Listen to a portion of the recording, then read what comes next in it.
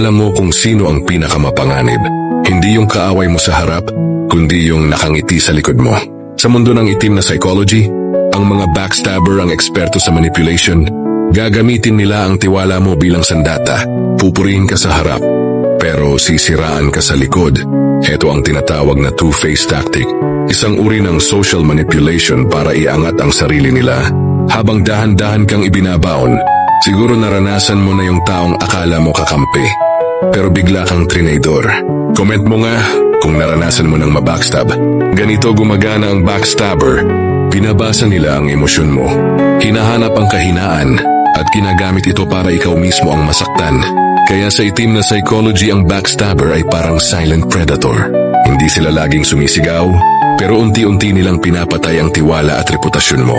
Kaya tandaan mo, hindi lahat ng ngiti ay kaibigan. Minsan yun ang pinakamatalim na kutsilyo.